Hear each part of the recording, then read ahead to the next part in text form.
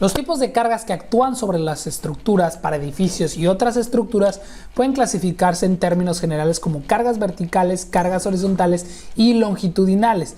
Las cargas verticales consisten en carga muerta, carga viva y carga de impacto. Y bueno, las cargas horizontales comprenden carga de viento y carga sísmica. Así como las cargas longitudinales, o sea, las fuerzas de tracción y frenado, se consideran en caso de especial del diseño de puentes, vigas, etc. Pues bueno, en este video vamos a ver los tipos de cargas en estructuras de edificios y otras estructuras.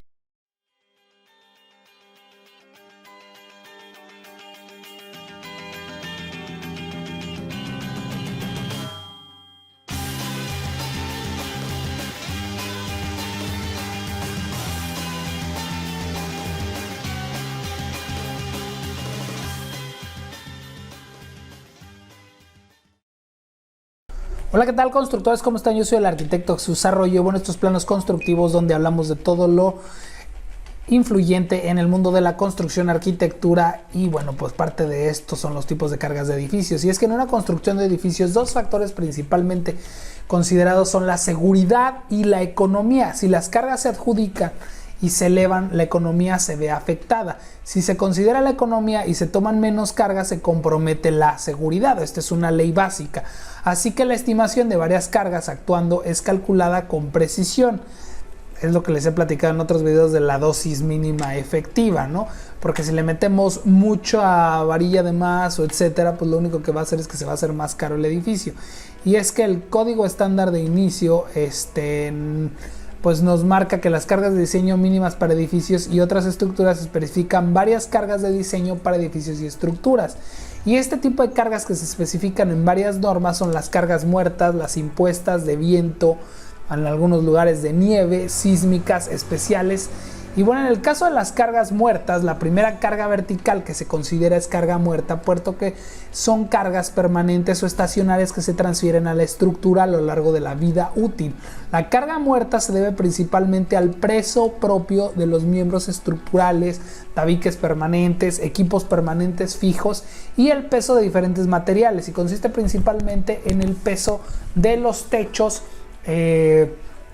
vigas, paredes, columnas, que de otro modo son partes permanentes del edificio. El cálculo de las cargas muertas de cada estructura se calcula por el volumen de cada sección y se multiplica por el peso utilitario. Los pesos utilitarios de algunos materiales comunes se puede decir que es la mampostería de ladrillo, que pues la mampostería de piedra, el concreto sin acero de refuerzo, el concreto reforzado, la madera, etcétera, etcétera. Ahora, las que vienen son las siguientes, que son las cargas vivas. Y es que las cargas vivas, o la segunda carga vertical que se considera en el diseño de una estructura, son cargas impuestas o las cargas vivas. Las cargas vivas son cargas móviles o móviles sin ninguna aceleración o impacto. Se supone que estas cargas son producidas por el uso u ocupación previstos del edificio, incluidos los pesos de las particiones, o sea, de las divisiones más bien, o muebles móviles. Y es que las cargas en vivo siguen cambiando de una vez en cuando, y estas cargas se deben ser adecuadamente asumidas por el diseñador. Es una de las principales cargas en el diseño, ya que también intentamos cuidar a las personas que viven dentro de ellos, ¿no?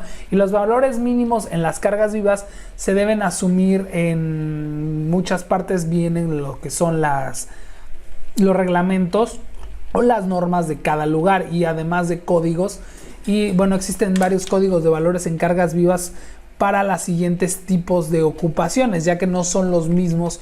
Por ejemplo, los edificios residenciales, viviendas, hoteles y hostales, así como salas de calderas y salas de plantas, pues varía, por ejemplo, con los edificios educativos, donde tienes más densidad de población, edificios institucionales, edificios de montaje, edificios comerciales y de oficinas, mercantiles, naves industriales, trasteros. Y no se diga de un estadio, donde por ejemplo tienes a mucha gente sentada y puede brincar y puede hacer que ese peso pues se multiplique. El código da distribuida uniformemente, así como muchas cargas concentradas, y las losas de piso deben diseñarse para soportar cargas distribuidas uniformemente o cargas concentradas, lo que produzca mayores tensiones en la parte en cuestión, dado que es improbable que algún momento en particular todos los pisos no lleven simultáneamente la carga máxima. El código permite que cierta reducción en las cargas impuestas en el diseño de columnas, muros de carga, soportes de pilares y cimientos. Y es que en algunos de los valores importantes se puede ver que los valores mínimos no necesariamente pueden ser los necesarios. Nunca diseñen con lo mínimo, siempre traten de que sea un poquito más para tener esa seguridad, ¿no? Ahora es importante tomar en cuenta que también la densidad del edificio es importante, la densidad de población. Si son lugares donde vas a tener mucha gente, pues obviamente hay que tener elementos mucho más poderosos, ¿no? Ahora existe otro elemento que son las cargas de viento. Si es que la carga de viento es principalmente una carga horizontal causada por el movimiento del aire en relación con la tierra, y se requiere que la carga de viento se considere en el diseño estructural, especialmente cuando el calor del edificio excede 2 veces las dimensiones transversales a la superficie del viento expuesta. Sí, prácticamente hace un momento, ¿no?, donde el viento le llega de lado. Para edificios de poca altura, por ejemplo, de 4 o 5 pisos, la carga de viento no es crítica, porque el momento de resistencia proporcionada por la continuidad del sistema del piso, la conexión a la columna y las paredes provistas entre las columnas es suficiente para acomodar el edificio de estas fuerzas. Además, en el método del estado límite, el factor para la carga de diseño se reduce al 1.2, cuando el viento se considera un factor de 1.5, por lo que no se considera este tema. Además, las fuerzas horizontales por los componentes de viento deben tenerse en cuenta al diseñar el edificio. El cálculo de cargas de viento depende de los factores, a saber, la velocidad del viento y el tamaño del edificio.